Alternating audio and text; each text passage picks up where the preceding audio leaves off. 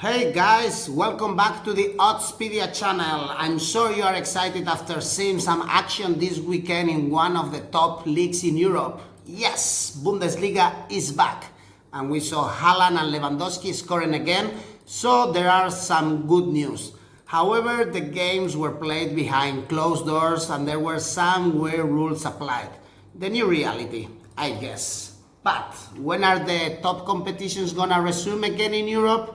Let's have a walk around the continent and see when are these competitions gonna start and which rules are gonna be applied. Come on!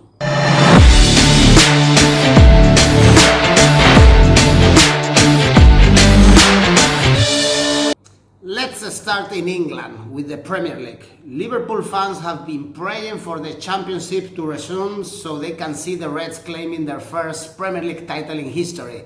Club side are 25 points ahead of Man City with only 9 games to go. This means they are only 2 wins away to clinch the title. But when can we see the Premier League again? Nothing is official yet. British tabloids say that the date could be 19th of June, and for sure it will be behind closed doors. One proposal has been to play all the remaining matches at neutral venues, although it is understood this will no longer be the case, of course. All the remaining matches should be completed in a 7-week period, with FA Cups games also played in the same time frame. That's a lot of football, guys. The controversy about the security measures have been also huge. The first training guidelines means players work on their own, they turn up in their cars already changed into their kit, and training ground buildings are shut and have as little as 75 minutes, so it will take longer to get back into proper shape. Besides, during the quarantine period, Tottenham Hotspur players were caught training although it wasn't allowed. Classic Mourinho, I guess. The Premier League's return would allow it to recoup some of the $1.5 billion estimated to be at stake if the season were halted with 92 games to play. Basically all broadcasting fees. The last Premier League game we saw was on the 9th of March with Leicester City thrashing Aston Villa. Actually, with the title battle totally decided, all the interests are on the Champions League spots, with the Foxes 8 points clear of Man United. Solskjaer's side are only 3 points behind Chelsea, so we are sure it's going to be an interesting battle. We are also looking forward to seeing if Mourinho is able to lift Tottenham hopes and qualify Spurs for European competitions. Mikel Arteta has the same ambition after he took over Arsenal's bench. The relegation battle is also thrilling. Brighton, Watford, West Ham, Bournemouth and Aston Villa, all 5 teams will fight until the death to stay in the Premier League. There are only 4 points between them. Norwich bottom the table 6 points away from Watford, so there are not a lot of hope for the Canaries.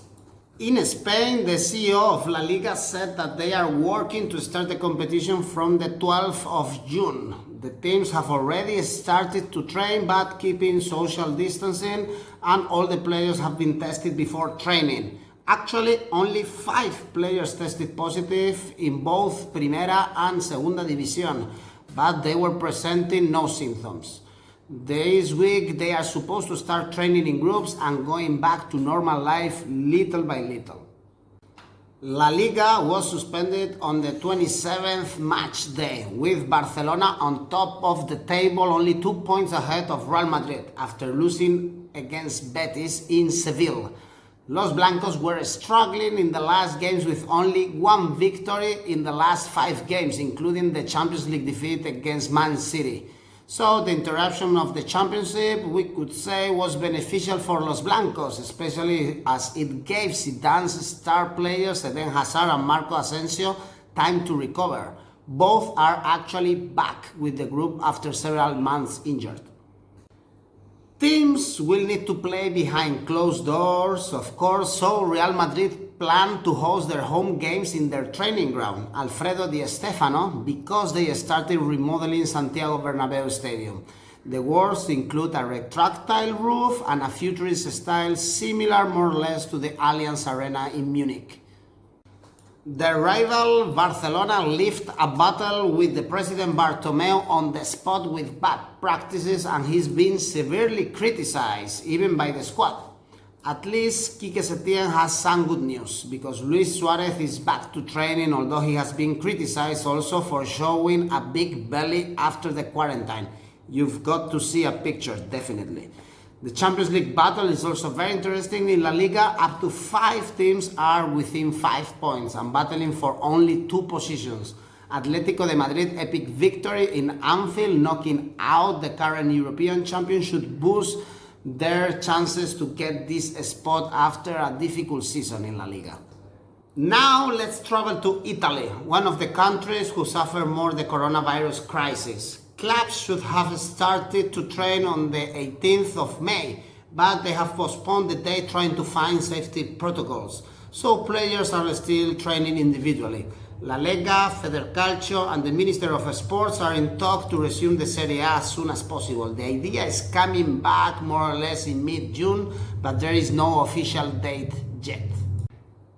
The championship was suspended on the 26th match day with 12 games still to finish. We are seeing actually one of the most interesting Italian championships of the last few years. Juventus had many problems with Sarri's new ideas, and Conte made Inter Milan very competitive again. However, in the last weekend, maybe you remember, with football in Italy, Juventus beat Inter in the Derby d'Italia. So the gap now between these two giants is 9 points. Probably too big for Inter to come back, although we have to see if they can make it. The surprise of the season is Lazio, only 1 point behind Juventus and the most real alternative to fight for the Scudetto with Cristiano Ronaldo and company. Ciro Immobile, with 27 goals, is the top scorer or capocannoniere of the championship and the main star of Simone Inzaghi's side. Atalanta, Roma, Napoli and Milan are fighting for the European spots.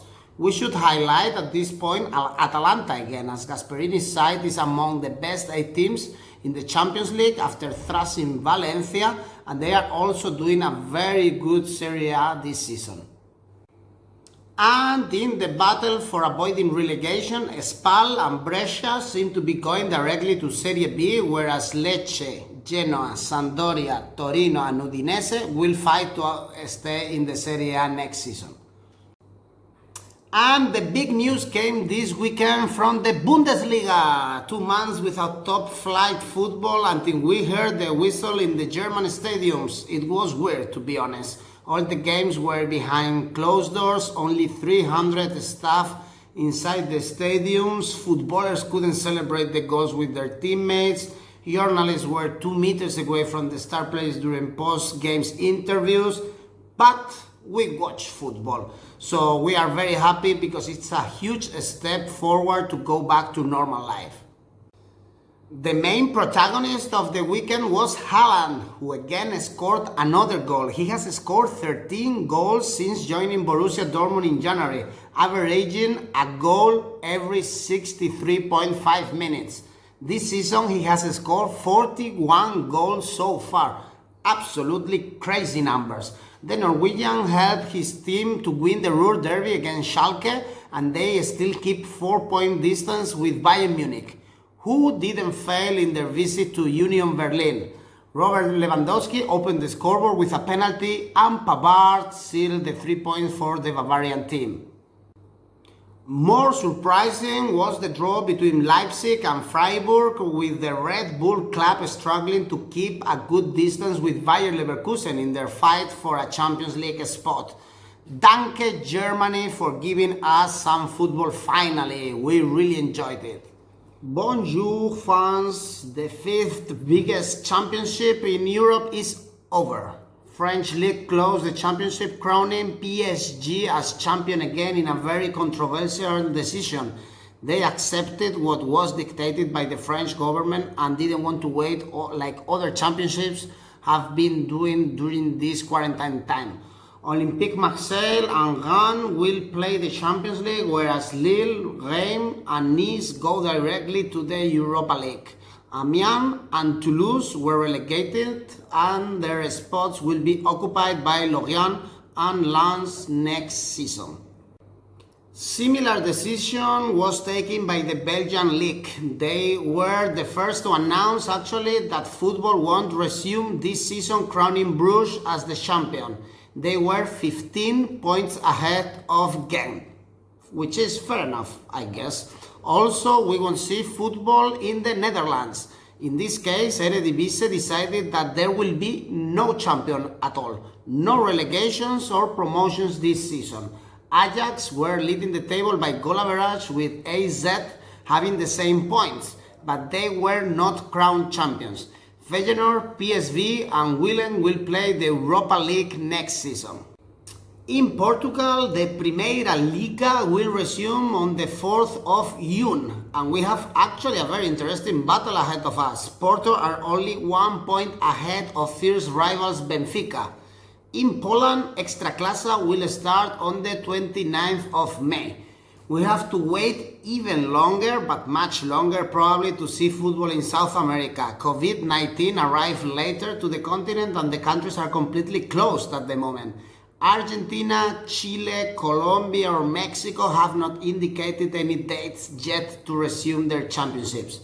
Also, the American MLS is suspended and there is no date to resume yet. So now, guys, we only have to be a little bit more patient and wait for the European leagues to resume. Meanwhile, I guess we will all become Bundesliga experts. So pick up your favorite German side and let's enjoy football again. If you like the video, do not forget to click the subscribe and like button. And we will be back very soon with more sports and betting information. Auf Wiedersehen!